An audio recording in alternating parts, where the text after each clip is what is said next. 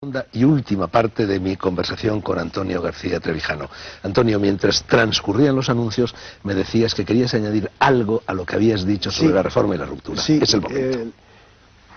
Que yo, todo el tiempo que estuve al frente de la Junta Democrática y que coordiné la acción de todos los partidos de oposición a Franco, no contemplé ni un solo segundo la posibilidad de que hubiera un pacto con el franquismo.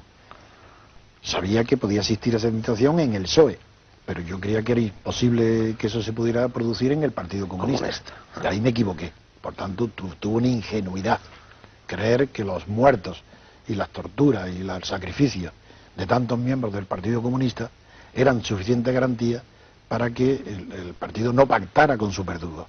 Y tuve la ingenuidad de creer que eso era posible. Era una especie de reedición del pacto germano-soviético. Pues sí, sí.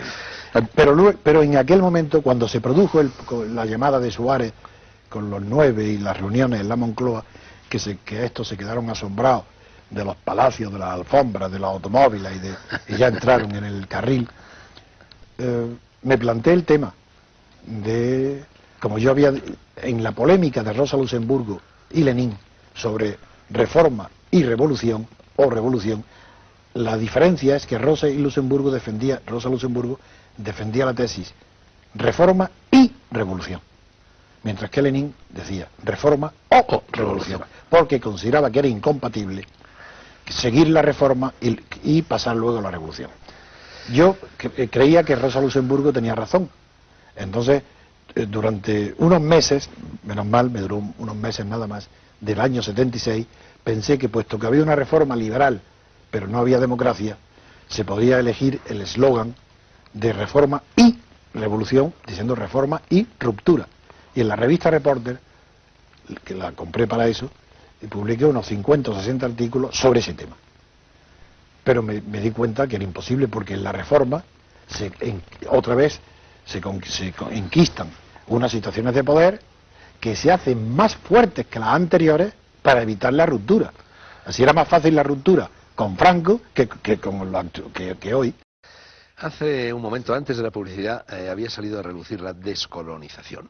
Tú tuviste una parte muy importante en la descolonización de Guinea. Ya sabes la afición que tengo yo a los países africanos, asiáticos, a todo esto. Y la verdad, Antonio, es que después de recorrer, de patearme muchos de esos países, yo y muchas otras personas hemos llegado a la conclusión de que si mala fue la colonización, peor aún fue la descolonización. ¿Qué piensas tú de eso? Pues lo mismo que han pensado siempre los grandes hombres, Kant, Russell, que los hombres no se les puede tratar siempre como niños. El niño tiene que comenzar a andar, y que por muchas caídas que tenga y muchos accidentes que tenga, no podemos tener a un niño cogido de la mano hasta que en 40, 50 y 60 años. Yo pienso que la colonización no fue mala, y al contrario. Si yo no pienso que la colonización es un producto de su época. En las historias, en cada época tiene sus valores. Entonces, una de las consecuencias es la colonización. No se puede juzgar con los valores actuales la colonización de América por España. Pero la descolonización se hizo con tiralíneas. Ahora, sí, no, la rompiendo países, rompiendo tribus, rompiendo culturas. Esa ya no fue la colonización. La descolonización, digo. No. Es que en medio, entre la colonización, que es la inglesa y la española y la francesa, de los siglos XVI, claro, y la descolonización actual, se situó el reparto colonial del mundo, de las potencias, que fue el origen de la Primera Guerra Mundial. Y ese reparto se hizo con tiralíneas. Ese, no el inglés ni el español. El reparto de las colonias, el Camerún, ahí lo trazaron los alemanes y tal, que trazaron las líneas. Y la descolonización, como es natural, ha respetado esas líneas trazadas en los gabinetes. Pero la colonización no fue geométrica. Yo en mis últimos viajes, y esto vale no solo para África, vale también para otras zonas del mundo, detecto muchas veces hablando con la gente de la calle, cierta nostalgia de la presencia de los blancos. Es normal porque si el nivel de riqueza baja, o de educación, o de enseñanza, o de sanidad, es normal que recuerden otra época. Pero sigo insistiendo que cada pueblo tiene que hacerse libre por el mismo. ¿Tú has vuelto o vuelves de vez en cuando por Guinea? Nunca más. Yo, y además, siquiera no eludo ningún tema, como yo fui difamado con lo de Guinea, puedo coger el toro por los cuernos. Es decir, yo no había estado en Guinea nunca, cuando hice la Constitución para la independencia de Guinea. Yo no conocía ni tenía relaciones ningunas con ningún colonialista. Cuando intervine desde Madrid, en la ONU, en el Comité de los 24, para conseguir la independencia de Guinea. Yo estuve solo. Cuando me procesaron, me amenazaron con un proceso militar de 30 años. El riesgo que corría era inmenso, era la dictadura. Me acusaban de alta traición. La izquierda no estuvo presente, pero no porque no tuviera oportunidad, porque no quiso, porque tenía miedo. Los dirigentes de la izquierda no se atrevían a entrar en este tema. Luego viene triunfa la independencia. Yo no tengo nada que ver, yo no estoy allí. Eligen a Macías, que era una persona rara, desequilibrada, y esa persona, el gobierno español de la época, da un golpe de Estado contra él, y yo no había estado en Guinea. En ese golpe de Estado triunfa Macías, y mueren los que lo intentaron, el golpe de Estado apoyado por el gobierno español. Y después de ese golpe de Estado se queda Guinea sola. Pero no tiene moneda, el EQL no tiene cambio, no tiene reconocimiento internacional. Y me llaman angustiados, el presidente y todo el gobierno, para que vaya a ayudarles. Y yo todavía digo que no voy, porque eso fue en abril. Y en el mes de octubre siguiente acepté ir por primera vez en mi vida, porque me condecoraron. Bueno, la acepté porque era una cosa, simbólica y bien. Y hice varios proyectos de ley, como es reconocimiento del Papa, del Vaticano, el reconocimiento de los países limítrofes, la paz y una ley para investigación del petróleo que tomé fundamentalmente de la danesa, de Dinamarca, que considero que es la mejor, la más progresista que había en la época. Y punto. Entonces, cuando me difaman, primero bajo el franquismo me difamó Emilio Romero, que ha muerto, lo siento, pero me difamó Emilio Romero en Pueblo, con Carrascal, nada menos que Carrascal, diciendo que yo había comprado a los negros para la independencia, pero como era bajo el franquismo, pues la gente no le dio mucha importancia. La importancia que tuvo es que en el año 76, después de haber metido Fraga en la cárcel para poder pactar a mis espaldas con Felipe González en el chalet de Boyer, de los suegros de Boyer, en El Viso, que eso tienen que saberlo la opinión, es decir, porque no podían, estando yo en la calle era imposible que en las reuniones de la Junta pudiera pactar. Entonces me meten en la cárcel para pactar. Y me mantienen en la cárcel. En la Comisión Europea, en Bruselas, se enteran que me han detenido y inmediatamente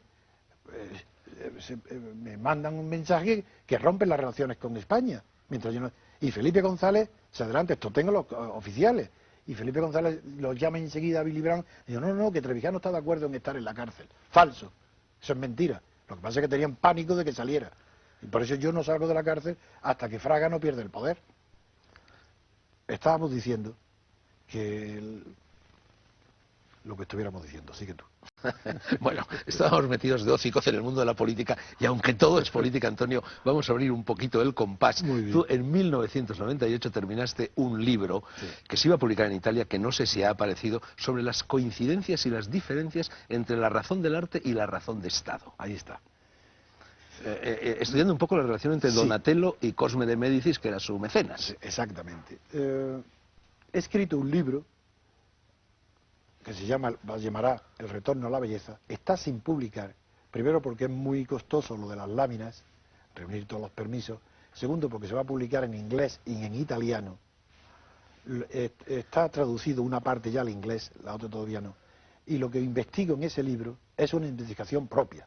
Por tanto, quiere decir que es un libro original. Bueno, paréntesis, y por curiosidad, lo lógico sería que se publicara antes en español que en italiano y que en inglés, ¿no? ¿Por qué? Primero, porque no hay, en España no hay ninguna editorial de arte que tenga el suficiente prestigio en el mundo como para respaldar los descubrimientos que hago en ese libro.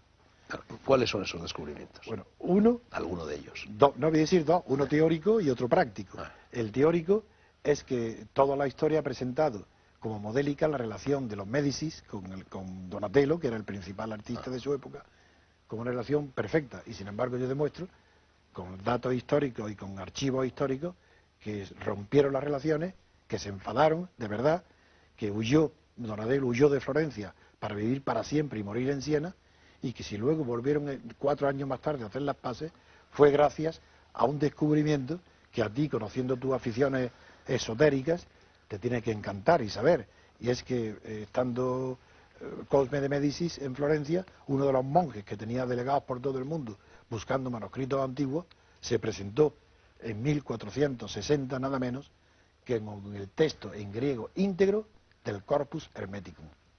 Entonces, como Donatello había hecho la estatua de David, tan famoso del Renacimiento, que es mentira, que no es David, sino que es el dios Mercurio, es otro de los descubrimientos del libro, y lo había hecho porque entonces, en el concilio de Ferrara que se celebró en final en Florencia, se puso de moda el corpus, no el Corpus Hermeticum, sino las doctrinas herméticas, que eran conocidas a través de una traducción de una parte que se llamaba Asclepius. Ahí Donatello y Cosme se hicieron herméticos, creyeron en el hermetismo, y por eso hizo el desnudo de Mercurio. Luego, muerto Donatello, muerto Cosme, muerto su hijo Pedro, muerto el que hizo el epigrama, debajo le pusieron el nombre de David, pero es Mercurio lo que está ahí, no es David. El de los petazos, los altos coturnos, como antes has dicho tú en la introducción de las palabras, el que tiene en la mano una piedra enorme, incapaz de ser para una onda, el que tiene todo, el que tiene un monstruo, una cabeza monstruosa cortada a los pies de David. Y resulta que le llaman Goliat y tiene una visera que le protege la frente. Y no hay seña ninguno, lo que es imposible. Entonces, primer descubrimiento, ese. El segundo, un descubrimiento práctico. Y es que he descubierto, gracias a mi cultura y erudición, eso es evidente, no es nada menos que una obra inédita de Donatello, famosísima. Hace 200 años se tenía por Donatello una escultura que representa a San Juan Bautista, hijo, se le llama Giovannino, el Giovannino. Walpole, el hijo del primer ministro inglés, creador de la novela negra, era íntimo amigo del señor Mann, embajador de Inglaterra en Londres. Hablo del principio del 18, bueno, a mediados. Y descubrieron una escultura que creyeron que era Donatello, que era una copia de la que hoy está en el Barguelo, en piedra.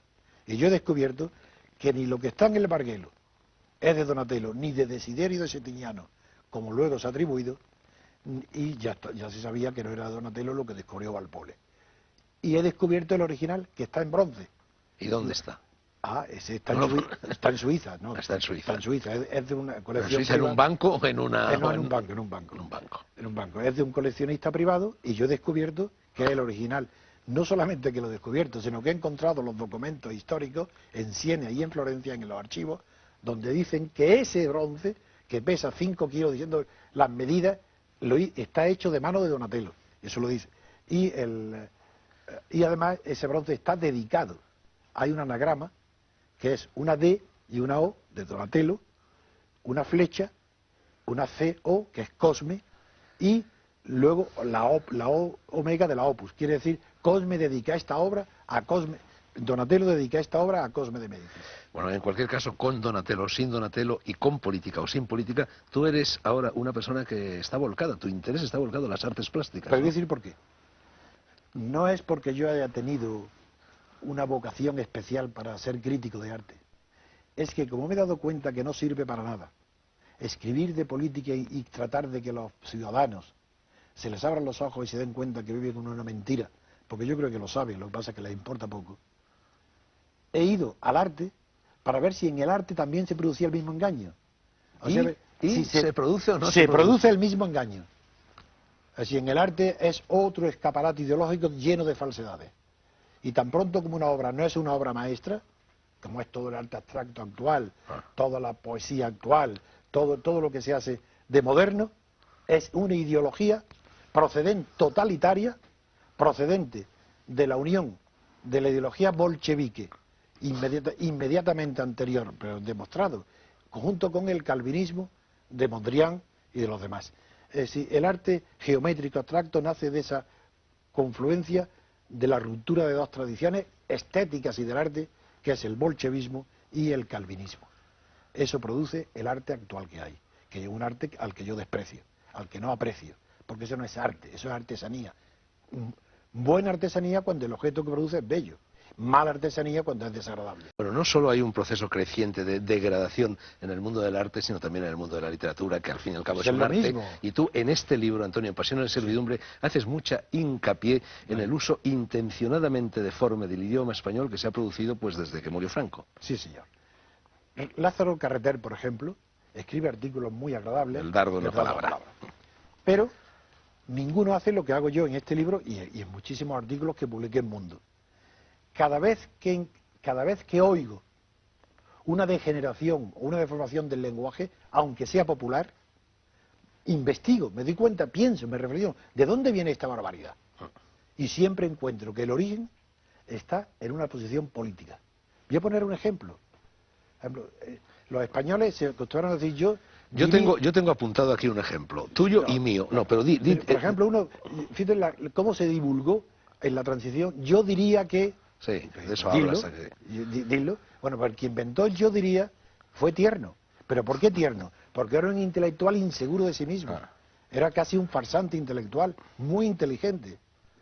Entonces, él diría, yo diría, para no decir digo y me comprometo, es un condicional, es una cobardía. Entonces eso cala. Y como ese he citado muchísimos. Bueno, el ejemplo que yo te iba a citar, que yo también lo cito muy a menudo, es la sustitución de respeto por tolerancia. Muy significativa, eso ¿no? Eso es el colmo. Es decir, la tolerancia es una virtud para superar la guerra de religiones. Es decir, la tolerancia es cuando, antes que se mate la gente, hombre, no, hay que tolerarse. Pero ya Montesquieu ya denunció en un pequeño ensayo, se llamaban entonces Consideración, denunció la enorme degeneración moral que implica la asimilación de la tolerancia con la consideración, que hoy diríamos respeto. Porque lo que nos exigimos es respeto. ¿Cómo nos podemos exigir tolerancia? Ah, claro. ¿Quién lo dice? Los que están en el poder. ¿Por qué? Porque ellos son los tolerantes. Donde hay tolerantes hay tolerados. Y donde hay tolerados no hay libertad.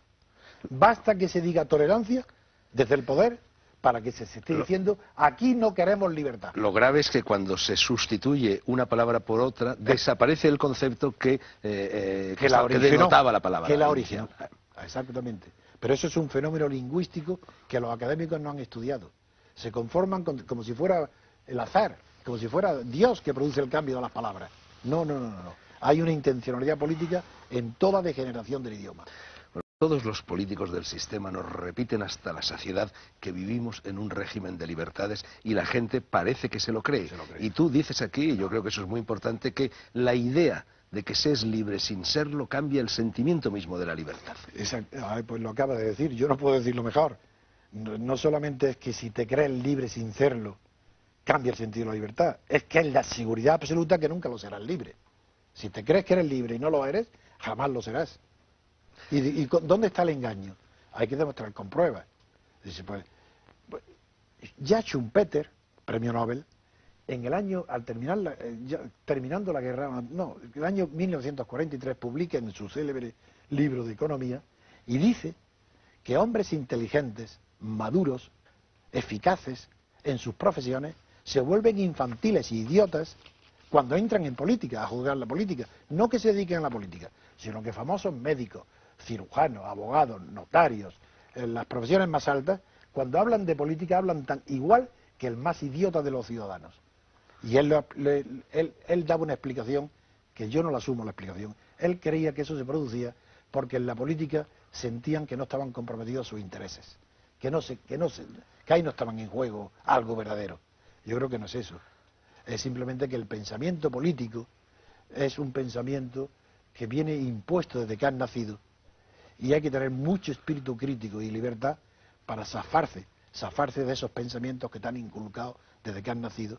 Y los médicos y arquitectos que son de izquierda o de derecha, pues lo son sin reflexión. Lo son porque le vienen recibiendo, pero no han reflexionado. Antonio, se me quedan muchísimas preguntas en el tintero, pero tengo que hacerte por lo menos 3 y tenemos 2 minutos. Venga. Cíñete, por favor, al burel. Otra de las cosas graves que tú señalas en este libro es el hecho de que la experiencia moral de una generación no se puede transmitir a la siguiente, lo cual impide que exista en el mundo un progreso moral. Sí, es cierto. Exactamente, ese es el drama de la historia. La libertad tiene que adquirirla cada generación. Así, es imposible transmitir la experiencia a los demás. Cuando me invitaste al curso del Escorial, recuerdo, porque me viene ahora lo de la experiencia, que era la sabiduría. Y recuerdo que yo dije que la sabiduría no es una cuestión de vejez, que no se aprende con la edad. Y citaba a Homero, de que solo los idiotas instruyen por el acontecimiento. Porque la experiencia o es propia o no sirve de nada. Y cada generación tiene que tener la suya. Y si la suya, la experiencia de cada generación no es la de la libertad, es una generación perdida. No literariamente, esos que hablan de generaciones perdidas. Donde se pierde la generación es ante el problema de la libertad. Pero el arte es una consecuencia de la libertad. Una última cuestión, demoledora. Dices que como el poder económico es hoy tan grande, ya no cabe la rebelión ciudadana que aconsejaba, por ejemplo, Jefferson. Yo ahí, Antonio, tengo que disentir porque creo que la sociedad de consumo es extraordinariamente vulnerable. Es decir, basta con no consumir para llevársela por delante. Pero es una teoría. Eso es una teoría. El matiz, sí, lo asumo lo que acaba de decir, pero creo que debe de estar dicho en alguna página o en relación en un contexto, claro, con el inmenso poder que tienen hoy los medios de comunicación. Es decir, es que lo que quiero decir es que una rebelión hoy, sin contar con las televisiones y los periódicos y los medios, las radios, me parece inconcebible, porque no hay comunicación.